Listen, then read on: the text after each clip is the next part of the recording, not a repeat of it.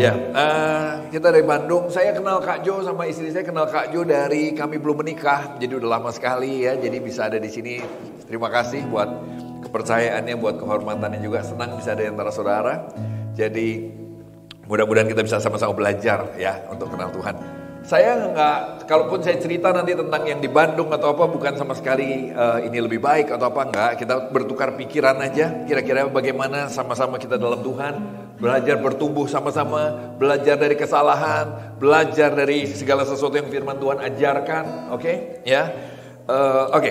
Jadi saya akan share tentang bersinar di waktu gelap, ya. Kalau kita lihat di slide berikutnya, saya ada banyak slide sih ya. Ada klikernya sendiri, ada nggak ya? Saya pakai, oh nggak ada ya, oke.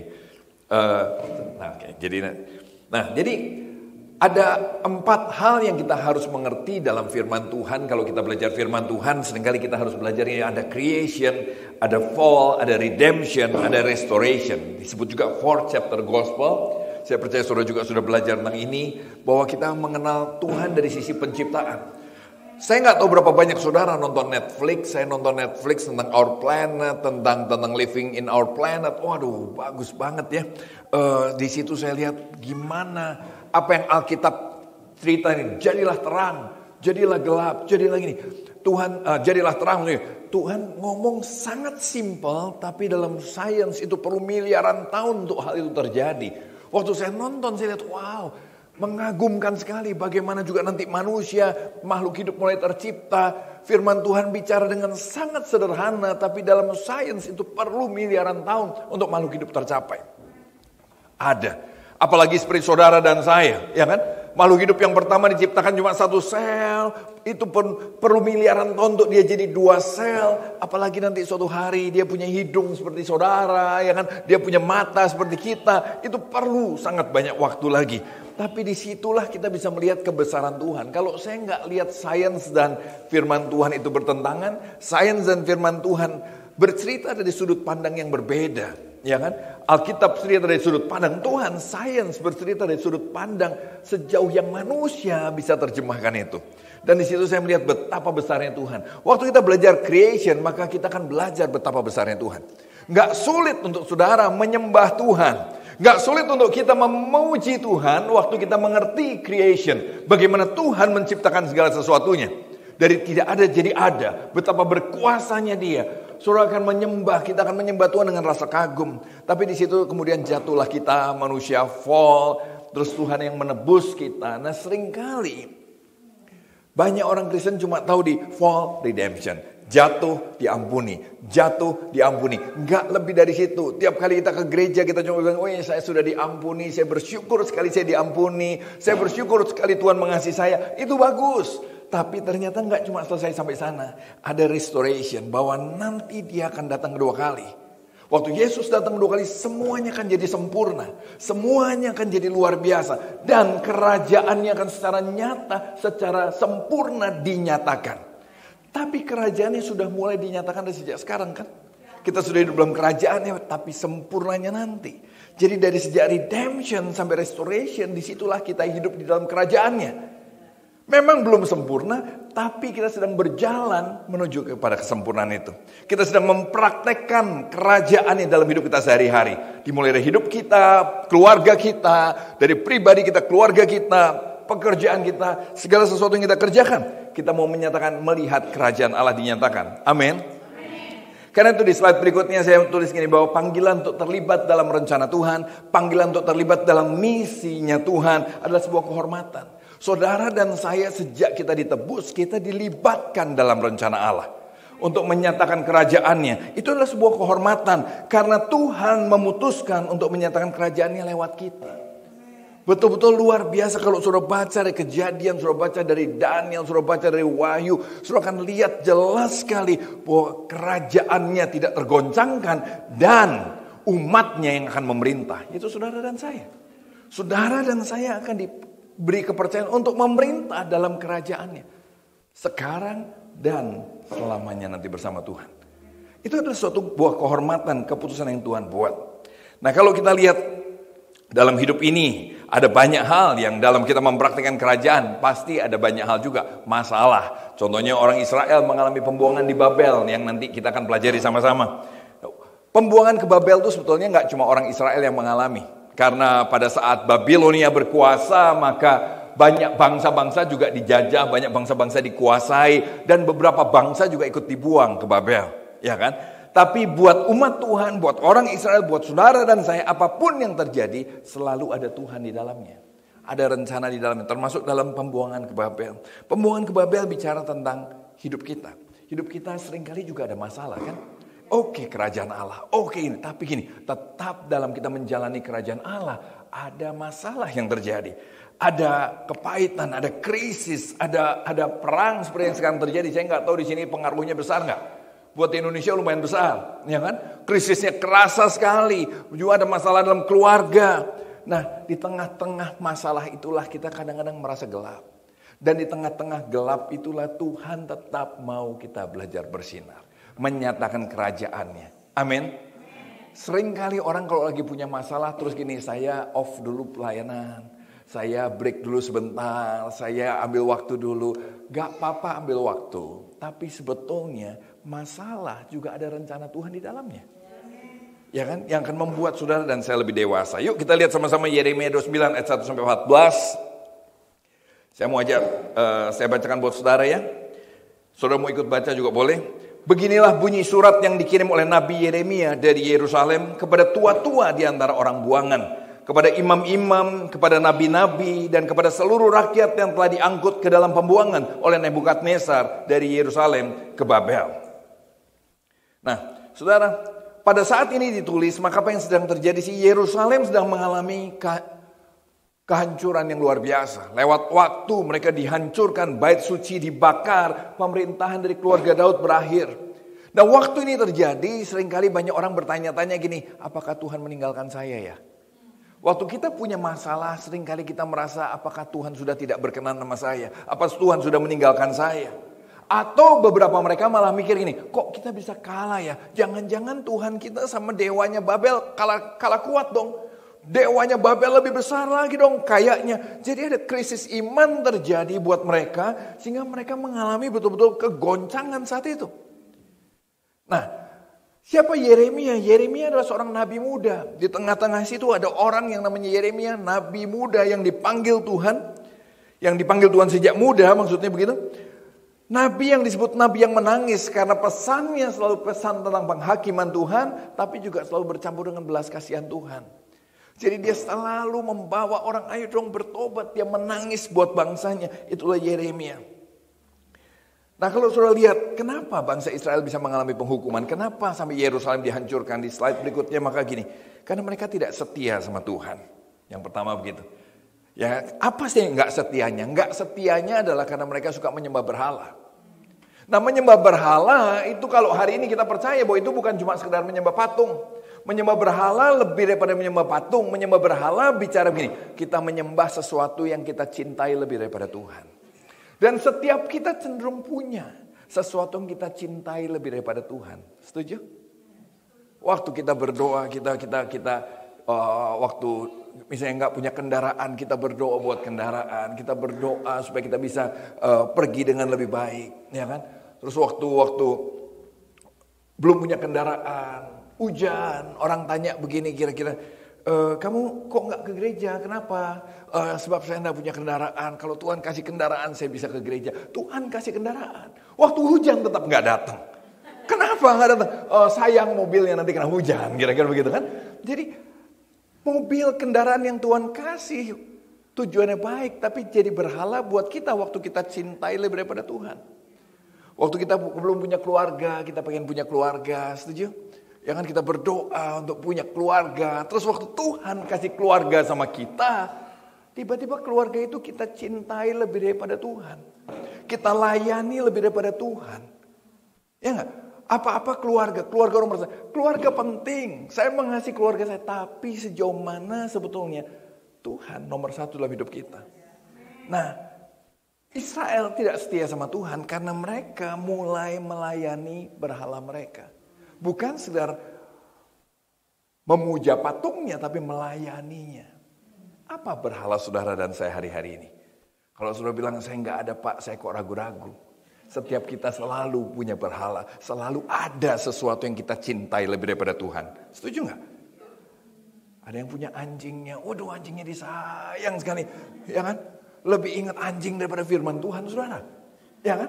Apalagi setiap kita dengan mudahnya punya berhala. Anaknya jadi berhala, pasangannya jadi berhala. Apalagi semua berkat hobi jadi berhala. Ya kan? Semua berkat yang Tuhan kasih malah bisa jadi berhala. Waktu kita nggak berjaga-jaga dengan hati kita. Coba sudah cek hati kita semua. Karena itulah kesalahan orang Israel waktu mereka tidak setia sama Tuhan. Karena mereka menyembah berhala. Mereka mencintai sesuatu lebih daripada Tuhan. Dan itu yang akan membuat kita sulit untuk hidup dalam kerajaannya. Kita ngomong gampang, nyanyi gampang. Tapi prakteknya nggak gampang. Amin. Hidup dalam rencana Tuhan itu menyenangkan, ditunggu-tunggu kesaksiannya, tapi tidak disukai waktu giliran kita yang harus hidup di dalamnya. Ya ulang ya, hidup di dalam rencana Tuhan itu ditunggu-tunggu kesaksiannya, tapi tidak disukai waktu giliran kita harus hidup di dalamnya. Kalau ada orang bersaksi bagaimana dia hidup dalam rencana Tuhan, semua orang tepuk tangan, kagum, luar biasa tuh orang, cinta Tuhan sekali. Giliran kita yang harus praktek, aduh saya masih punya anak kecil loh, saya masih ada gini yang harus diurus, saya masih punya anjing yang harus diurus. Anjing aja menghalangi kita hidup dalam kerajaan Tuhan. Anjing aja bisa menghalangi kita hidup dalam rencana Allah. Saya juga punya anjing by the way. Saya sebut anjing saya terus karena mungkin saya keinget anjing saya lagi kangen di Bandung gitu ya. Anjingnya sendirian sekarang sama Mbak mungkin. Tapi sudah lihat itu. Seringkali kita gagal ikut rencana Tuhan lebih jauh. Gagal hidup dalam rencana kerajaan Allah. Kenapa? Karena kita ada berhala di hati. Dan selama kita tidak mengenali berhala ini, saudara, maka hidup kita nggak bisa kemana-mana. Bertumbuh cuma jadi omongan. Yang setuju kata amin. Ya, salah satu kasih karunia terbesar dari Tuhan buat kita adalah gini loh, kemampuan untuk menyadari dosa. Kemampuan untuk mengakui dosa.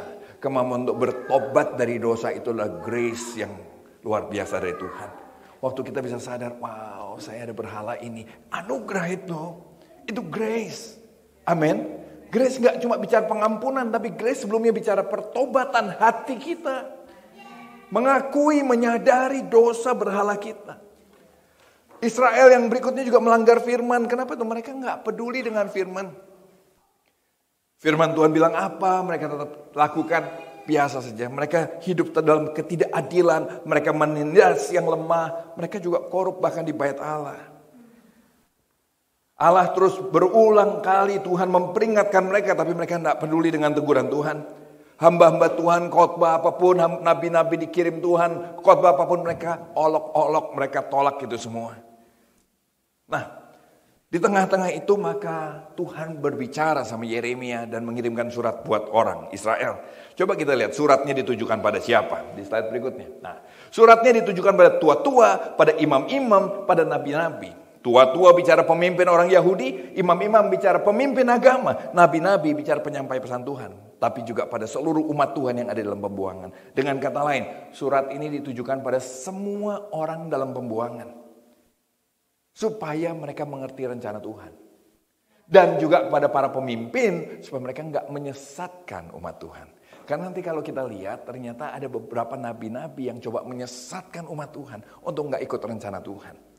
Nah saudara lihat ini, apa sih hubungannya sama kita? Kita pun kalau nggak lepas dari masalah. Dan seringkali masalah membuat kita seperti ada dalam pembuangan, setuju nggak? Supaya semua orang dalam pembuangan, supaya semua orang dalam masalah, yang sedang punya masalah dalam hidupnya, mengerti rencana Tuhan. Bagaimana mereka bisa tetap hidup dalam rencana Tuhan waktu menghadapi masalah. Bagaimana kita bisa belajar bersinar terang di tengah kegelapan yang kita rasa dalam hidup ini. Kita rasa pendeta itu gampang ngomong, dia enak ngomong, dia gak seperti ngalamin seperti saya. Justru surat ini buat kita semua yang sedang mungkin mengalami hal yang gak ideal dalam hidup ini. Untuk kita bisa tetap mengerti rencana Tuhan. Coba kita lihat ayat berikutnya. Itu terjadi sesudah Raja Yekonya beserta ibu suri, pegawai-pegawai istana, pemuka-pemuka Yehuda dan Yerusalem, tukang dan pandai besi telah keluar dari Yerusalem. Semua orang penting dibuang ke Babel. Kira-kira begitu. Ya, tukang dan pandai besi bicara pembuat senjata. Jadi orang-orang hebat juga. Surat itu dikirim dengan perantaran Elasa bin Safan dan Gemaria bin Hilkia yang diutus oleh Sedekia, Raja Yehuda ke Babel, kepada Nebukadnezar, Raja Babel. Ayat berikutnya. Bunyinya, beginilah firman Tuhan semesta alam, Allah Israel, kepada semua orang buangan yang diangkut ke dalam pembuangan dari Yerusalem ke Babel. Bunyi suratnya apa? Ayat berikutnya bilang begini, dirikan rumah untuk kamu diami, buatlah kebun untuk kamu nikmati hasilnya, ambillah istri untuk memperanakan anak laki-laki dan perempuan, ambillah istri bagi anakmu laki-laki, carikanlah suami bagi anakmu perempuan, supaya mereka melahirkan anak laki-laki dan perempuan, agar di sana kamu bertambah banyak dan jangan berkurang. Kenapa sih Tuhan bicara seperti itu pada orang yang di dalam pembuangan? Kenapa orang lagi punya masalah kok Tuhan bicara malah bangunlah rumah, buatlah kebun. Karena begini loh, seringkali masalah tuh membuat kita terus meratap, terus berkeluh kesah, setuju gak? Gagal move on. Isi doa kita masalah terus. Sebuah penelitian saudara di India, ternyata di India tuh banyak sekali orang kenal Yesus hari-hari ini. Bukan gara-gara KKR, tapi gara-gara keluarga demi keluarga punya pengaruh sama orang tetangganya, sama temannya. Mereka bisa bawa orang tuh kenal Tuhan Yesus, dapat harapan yang baru. Tapi ternyata penelitiannya bilang nih, 50% dari keluarga itu lumpuh di sana. Kenapa lumpuh? Waktu mereka punya masalah. Dimuridin apa saja waktu diajak one on one, diajak discuss, yang mereka bahas masalah mereka lagi. Bukan firman Allah, bukan rencana Tuhan. Masalah seringkali membuat kita terus meratap, terus berkeluh kesah, tidak bisa move on.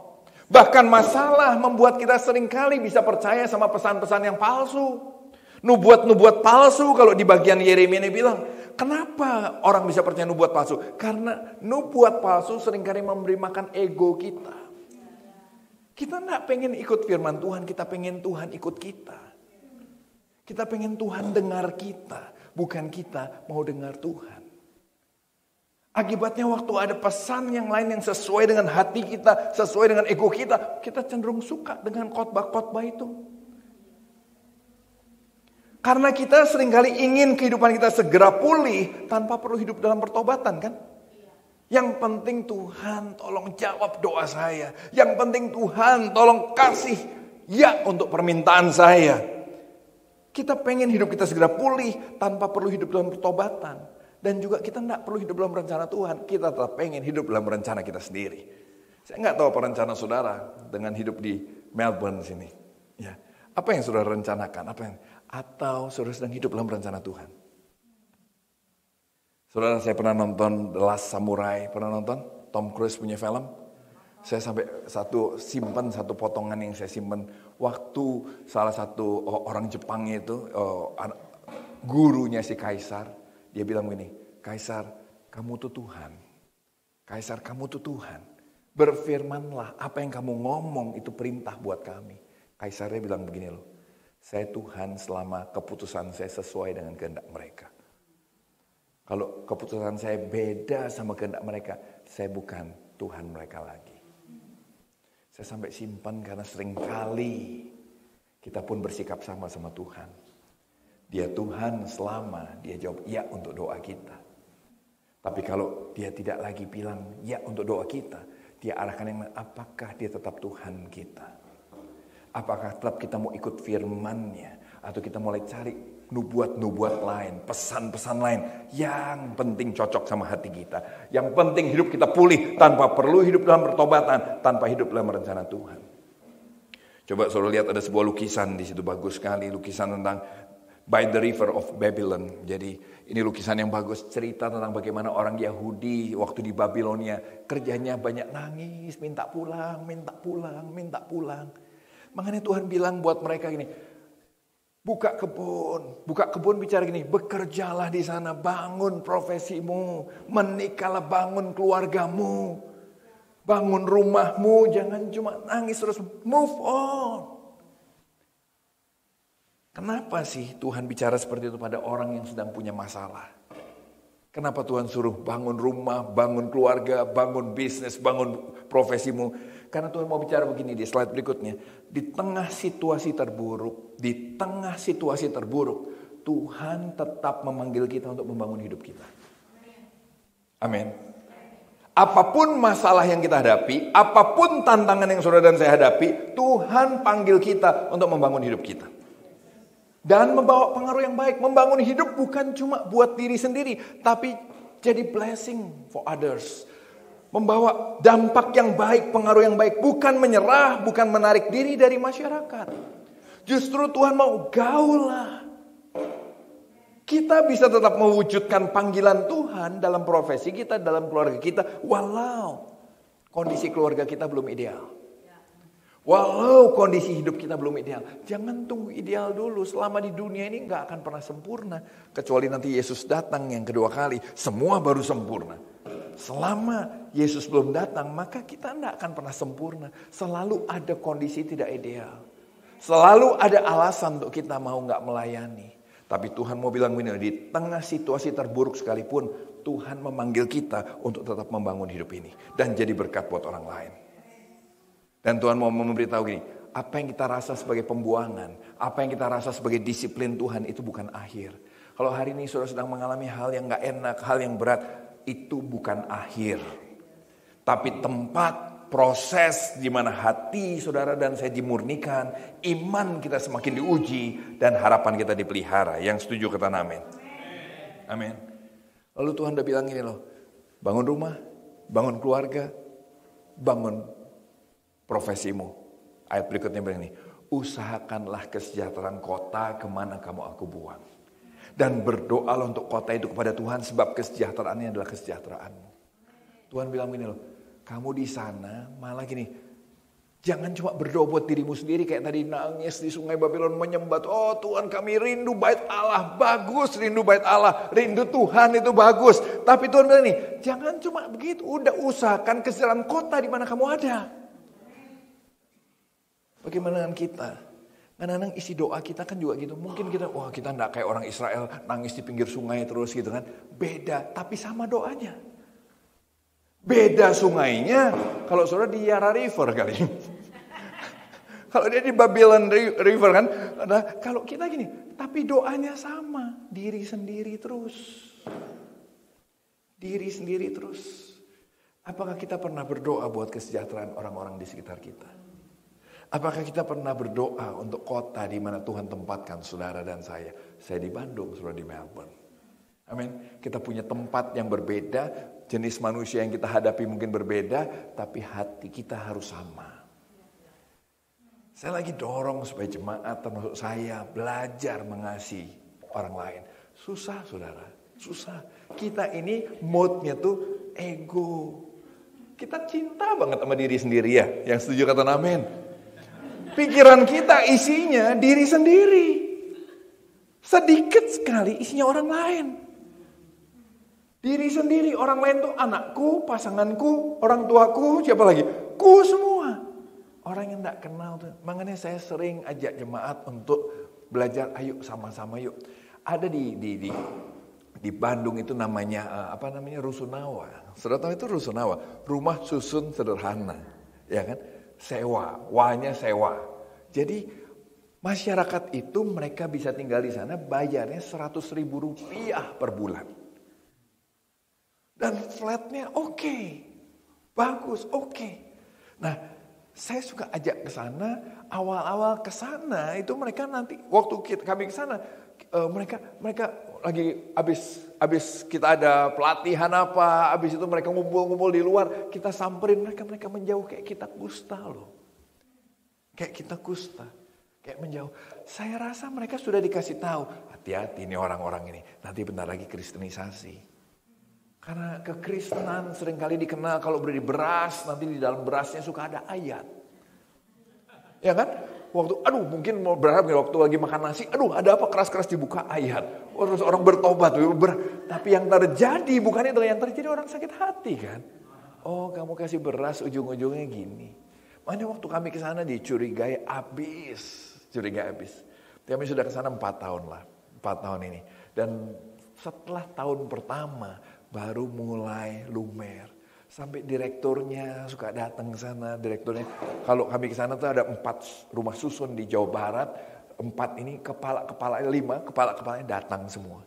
Dan mereka suatu kali mereka ada bilang sama saya gini, Pak coba lihat Pak, lihat.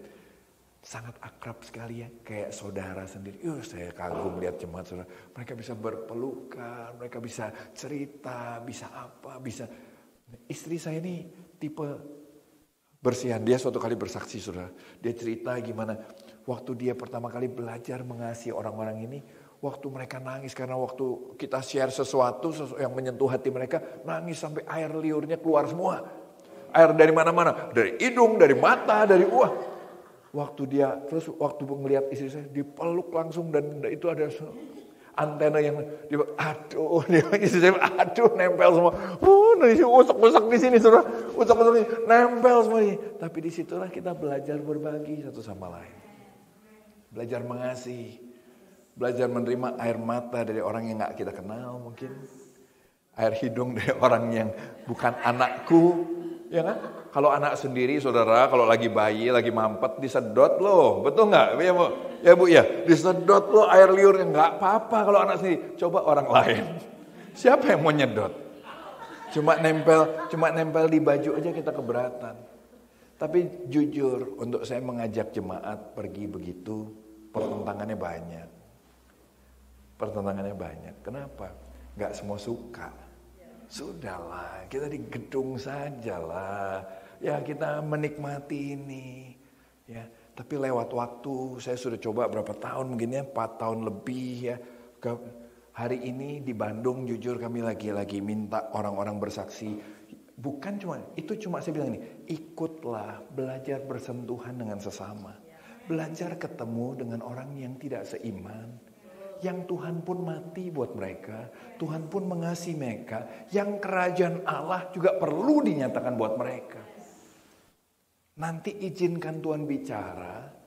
Dan izinkan Tuhan memimpin kamu untuk menemukan panggilan hidupmu yang lebih jelas. Hari ini selama minggu kemarin dimulai. Sampai 3 bulan ke depan ternyata kesaksian dah habis saudara.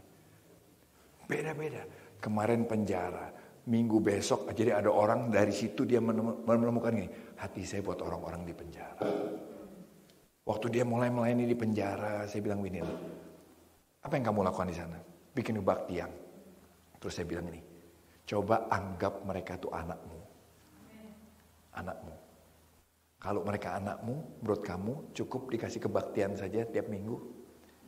Atau kamu mau pikirin yang lain? Di situ dia mulai berpikir yang lain. Oh benar juga ya. Kalau dia anak saya, mereka mulai pikir kalau nanti mereka keluar bagaimana. Mereka berpikir kalau mereka anak saya harus buat apa. Disitulah belajar menaruh sesama di hati kita. Usahakan kesejahteraan kota kemana aku buang itu bicara itu. Saya percaya kesejahteraan kalau di Melbourne jauh lebih sejahtera. Saudara setuju ya? Gak ada lah flat bayar 100 ribu. Kalau 100 ribu itu berarti berapa dolar di sini? 10 dolar sebulan. Gak ada saudara ya. Kenapa lebih sejahtera? Tapi sejahtera kan bukan cuma bicara taraf hidup. Banyak hati mereka kosong. Banyak mereka mungkin depresi. Saudara yang lebih tahu bagaimana kondisi kota saudara. Saudara yang lebih tahu bagaimana kondisi masyarakat saudara. Kalau saudara dan saya mau belajar menjadi seperti Yesus, belajar bersentuhan sama mereka, izinkan Tuhan bicara. Minggu besok, tapi kalau saudara lihat di video kami, maka nggak ada kesaksian-kesaksian ini, karena kesaksiannya kami nggak mau tayangin, nggak bahaya saudara. Ya, karena minggu besok yang bersaksi adalah kami bilangnya Ustadz, kira-kira begitu ya. Jadi dia waktu itu suatu kali gini, kami di mall. Nah seringkali ada suatu kali saya dengar satu orang datang untuk beribadah. Dia harus ganti baju dulu di kamar mandi mall. Dia ganti baju, dia masuk, dia pulang, dia diam-diam, dia pulang, dia ganti baju lagi dan dia pulang. Saya waktu dengar dia siapa yang nemenin? Gak ada yang nemenin. Hati saya, aduh kasihan sekali ya. Lalu saya ingat ada seorang bapak yang punya latar belakang yang sama. Saya panggil, Pak mau gak bapak layani ini? Karena dia memang melayani begitu. Dia bilang, dia akhirnya mau, singkat cerita dari 1 orang nih sekarang 100 orang saudara. Kalau ada nanti saya tunjukin videonya ya, tapi buat saudaranya 100 orang. Saya lagi dorong dia sekarang bikin jadi 4 kelompok. Karena terlalu besar. 4 kelompok dan saya berdoa supaya masing-masing berkembang lagi. Kita bisa tanya langsung sama dia, susah gak sih? Enggak susah. Berdebat gak? Enggak ada yang berdebat. Enggak ada yang berdebat. Karena gini, kalau mereka mau kayaknya belum bisa nerima, ya sudah enggak apa-apa kalau kamu tidak percaya. Tapi kalau kamu percaya, dijelasin sama dia, diajak bahas. Wah, kalau saudara nanti lihat fotonya, saudara akan heran itu terjadi dengan luar biasa. Tapi dimulai dari kepedulian pada satu orang. Di mana hatimu? Usahakan kesejahteraan kota, kira-kira hati saudara ditaruh di mana? Ada yang sama anak kecil, bergeraklah untuk anak kecil. Amin. Pikiran, ada yang, Pak, hati saya, ada yang ngomong ini, saya suka sekali sama anjing, gimana ya Pak? Bisa nggak ada pelayanan anjing? Saya bilang bisa.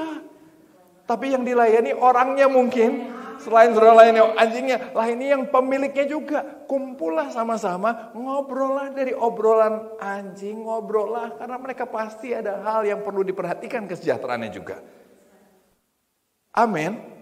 Jadi ada banyak hal yang bisa kita kerjakan selama kita mau bergerak sesuai dengan misi Tuhan. Nggak cuma doanya isinya buat hati sendiri, buat diri sendiri. Nanti ada lagi yang jadi dosen. Dia akan cerita bagaimana dia sering kali pulang harus malam-malam. Kenapa? Dia udah terkenal sekali. Dia bilang, setelah selesai pelajaran dia bilang nih, oke, kalau ada yang mau ngobrol soal kehidupan boleh ngobrol sama saya. Saya kasih waktu, dia bilang. Dan nanti ada yang ngomong macam-macam masalah orang datang sama dia anak-anak itu. Pak saya gini, ada yang mau bunuh. Oh, dari masalah yang remeh sampai temeh. Remeh-temeh. Dari yang ringan sampai berat orang datang ngobrol sama dia. Terus saya nanya begini dalam pertanyaan, kan saya interview mereka. Pernah ditipu gak? Dia ketawa, dia bilang pernah. Terus gimana? Saya tahu dia bohongin saya. Tapi ya sudah, saya memang pengen coba bantu dia. Sejauh mana saya bantu, tapi memang pada akhirnya dia punya cerita yang lain ya sudah. Tapi maksud saya gini, yuk membangun orang. Nah, saya bukan dosen, saya nggak bisa ada di tempatnya dia. Saya bukan bapak, bukan ibu, saya nggak ada di tempat bapak ibu. Kita semua berbeda, kita semua ditempatkan Tuhan untuk mengusahakan kesejahteraan orang-orang di sekitar kita. Dari situ sudah 33 bulan ke depan, kesaksian terus jalan. Ada yang bikin lembaga besar, ada yang bikin pelayanan perorangan. Yang penting ini, semua mau belajar menyatakan kerajaan Allah lewat hidupnya masing-masing. Kerajaan Allah bukan sekedar wacana, kerajaan Allah bukan cuma sekedar manis didengar, kerajaan Allah mulai belajar kita nyatakan. Dimulai dari diri kita pribadi, keluarga kita, lalu lewat semua yang kita kerjakan, kita bisa asal kita mau belajar peduli sama orang lain. Yang setuju kata amin. Ya.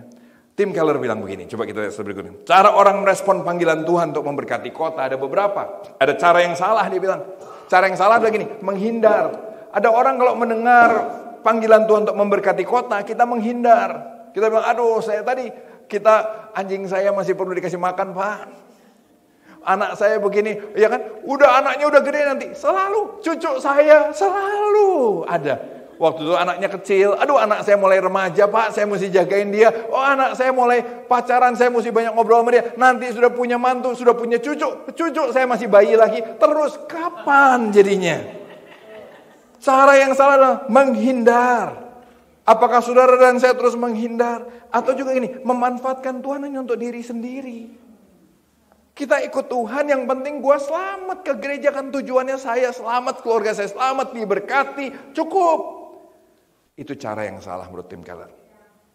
Cara yang Tuhan sarankan di slide berikutnya begini. Ayo kita bergaul, cara yang benar meresponi panggilan Tuhan begini. Ayo bergaul, ayo melayani, ayo berdoa buat kesejahteraan kota tanpa perlu kehilangan identitas rohani. Dan bangun komunitas dengan cara hidup yang baru. Ini yang Tuhan Yesus kasih contoh kan. Dia datang ke dunia, dia bergaul dengan banyak orang yang bahkan gak kepikir sama kita. Orang yang mungkin kita akan pernah bergaul sama mereka loh. Karena duniawi sekali. Tapi Tuhan Yesus bergaul sama mereka, melayani mereka, berdoa buat mereka. Tanpa kehilangan identitasnya sebagai anak Allah. Amin. Tuhan Yesus bergaul dengan Sakeus, Tuhan Yesus bergaul dengan banyak orang tanpa kehilangan identitas rohaninya. Saudara, kita dipanggil untuk itu. Berkumpullah dengan ibu-ibu. Kalau di Indonesia dibilangnya ibu-ibu gambreng.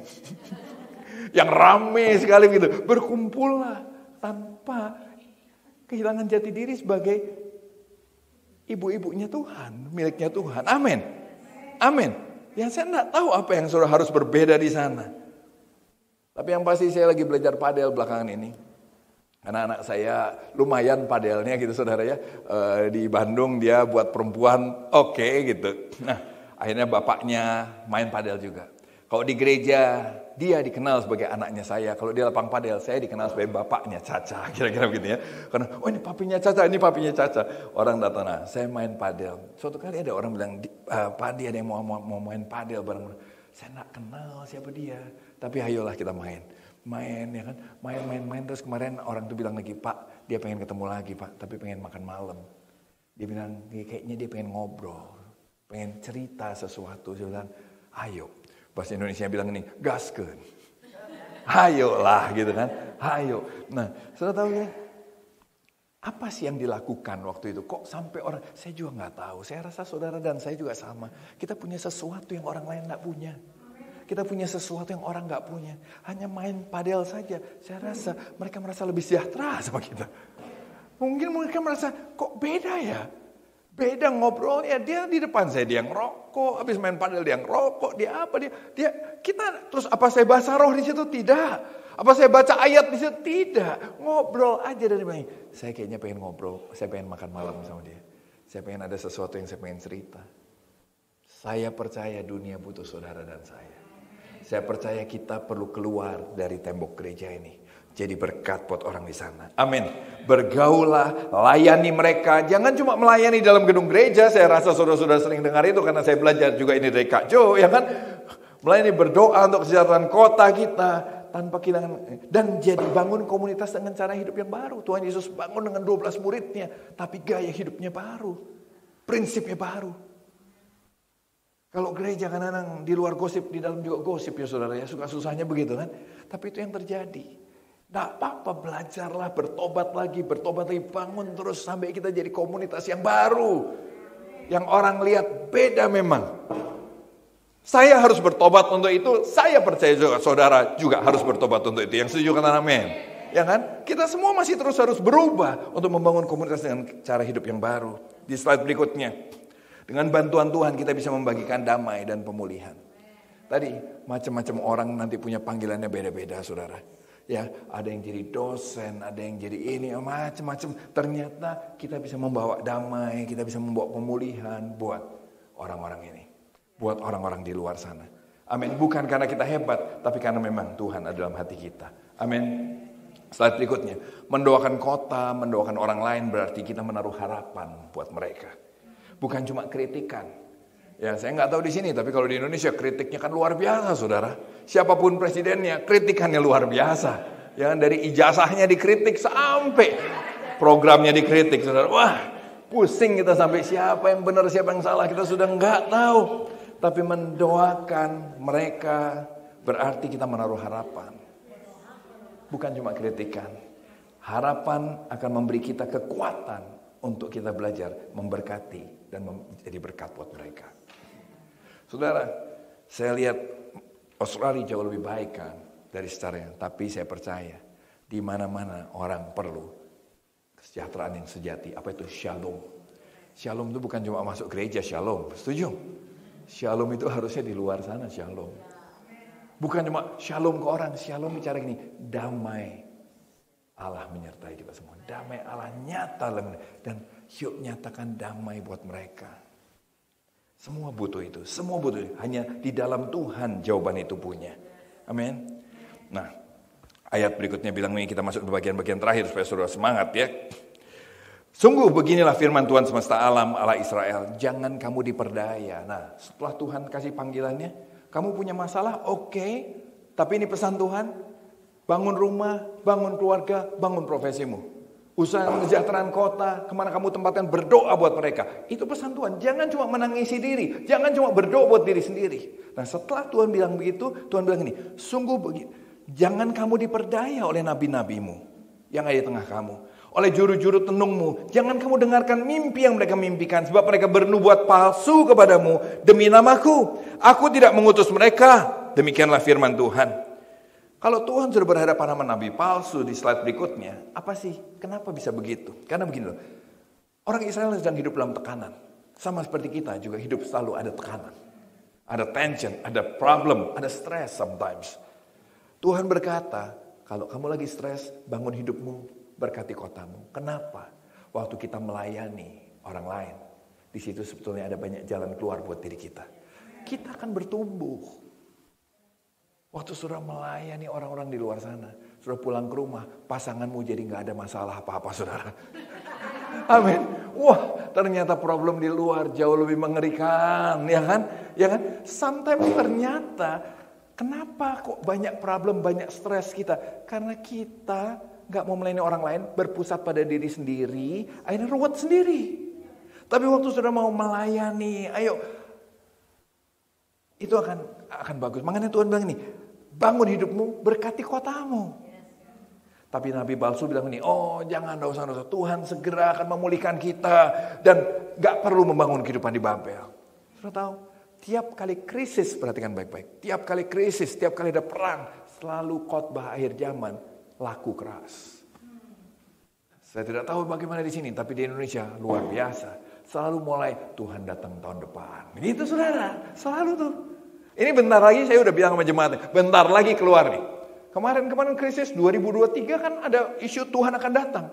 Sampai ada anak lulus SMA dinikahkan, saudara. Serius, kenapa? Bapak ibunya ini, dua-dua pihak ini sama-sama percaya tahun depan Tuhan datang. Anak kita lebih baik menikah sekarang. Itu 2023. Sampai 2025 belum datang. Anaknya SMA sudah menikah. Nah saya nggak tahu bagaimana pernikahannya berikutnya. Hanya gara-gara Tuhan mau datang tanggal 20. Bisa mengerti? Saya nggak tahu bagaimana dengan di sini. Tapi ini selalu ada ini. Nggak usah berkati. Sudahlah, yang penting hidupmu. Tuhan mau pulihkan keluargamu. Kamu nggak perlu jadi berkat di luar sana. Tapi kalau Tuhan bilang nih, bangun hidupmu, berkati kotamu. Berkati orang di luarmu. Amin. Amin. Orang bilang, Pak, kita siapa kita bisa memberkati kota? Lakukan, saudara. Bersama Tuhan nanti sesuatu yang luar biasa terjadi. Setetes air tengah laut, enggak apa-apa. Saudara setetes, saya setetes, ibu setetes, bapak setetes. Biar Tuhan nanti yang mengerjakan. Apa yang terjadi? Biar Tuhan yang mengerjakan. Yang pasti waktu dia datang, semuanya akan jadi sempurna dengan luar biasa. Amin. Nah, kenapa kita percaya? Banyak orang terus percaya sama nabi palsu. Ya karena gini, sesuai dengan apa yang telinga pengen dengar. Kalau Tuhan bilang bangun hidupmu, berkati kotamu. Siapa yang pengen dengar itu? Saya lagi punya masalah, Pak. Kok saya suruh berkati orang? Saya lagi punya masalah, Pak. Kok saya suruh mikirin orang lain juga? Yang mikirin saya siapa? Tapi nabi palsu memanjakan telinga kita, memanjakan ego kita, membuat kita baca Alkitab yang sama tapi pengertiannya berbeda.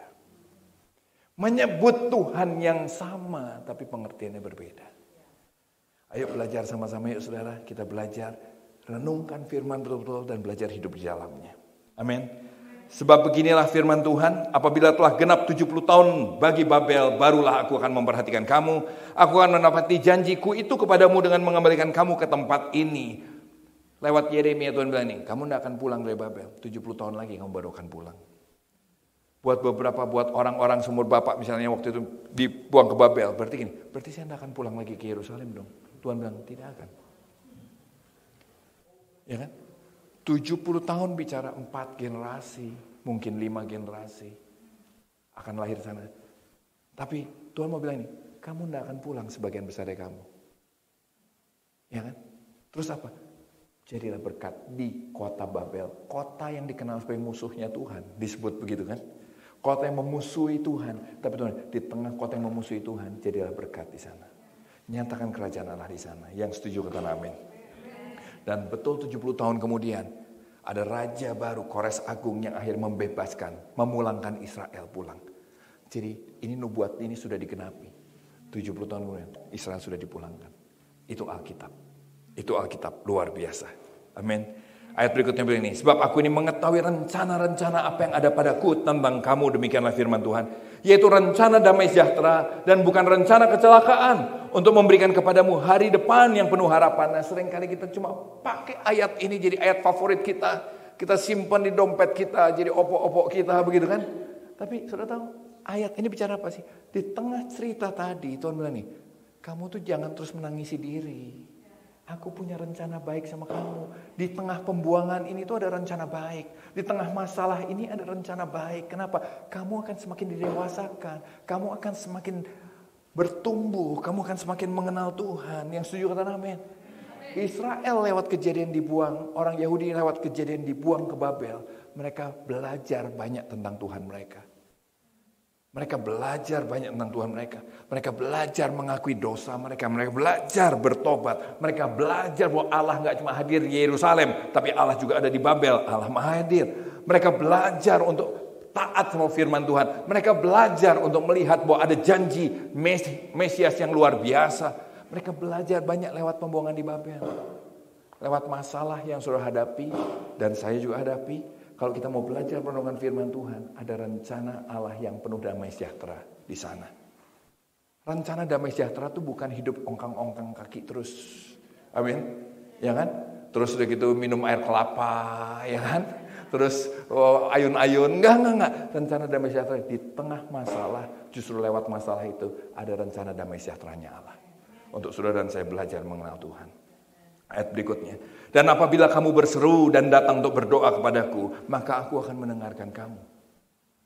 Bayangin, Tuhan lagi tegur orang Israel, tapi Tuhan bilang, tiap kali kamu berdoa, aku pasti dengar. Saudara, apapun yang kita sedang hadapi, apapun yang sedang kita rasa, setiap kali kita berdoa, Tuhan bilang, aku akan mendengar. Itu janji Tuhan. Itu Bapa yang baik itu seperti itu. Dia Allah yang kalau kita berdoa, Dia akan dengar. Apabila kamu mencari aku, kamu akan menemukan aku.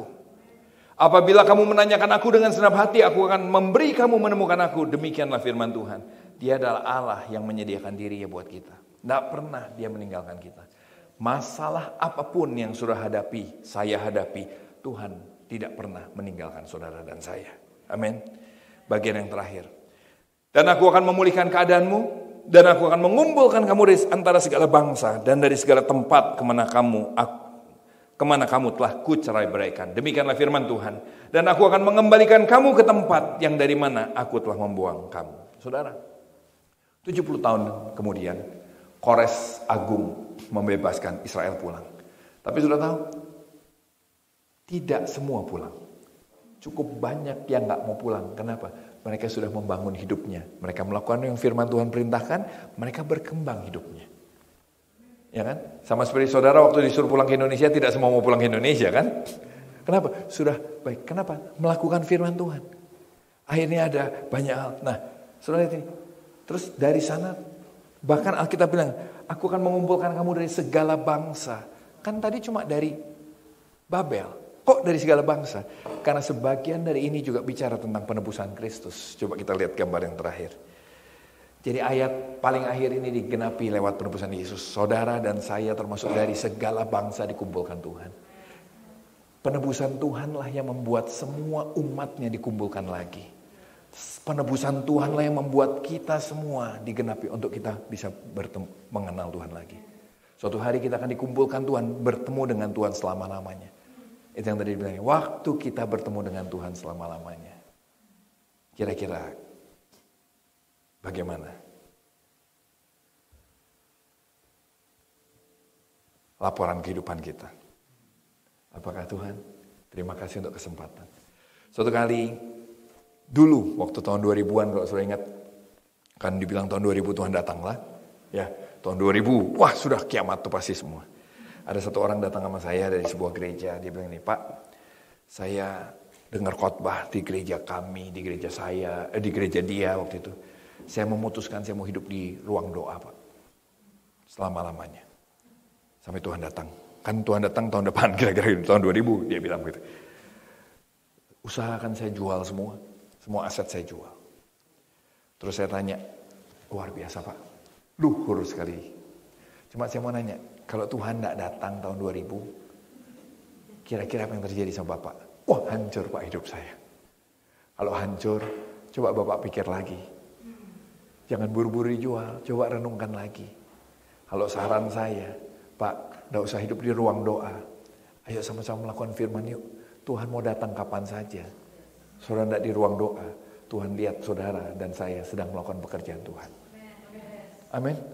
Ya tuh, tidak usah takut Tuhan mau datang kapan. Tuhan datang sekarang pun kita siap dipanggil Tuhan. Tuhan mau datang tahun depan bisa, 10 tahun lagi bisa, 100 tahun lagi nggak ada masalah. Kita yang datang duluan sama Tuhan. Yang setuju kata amin. Jadi tidak perlu takut dengan itu. Karena Dia yang akan mengumpulkan kita dari segala bangsa.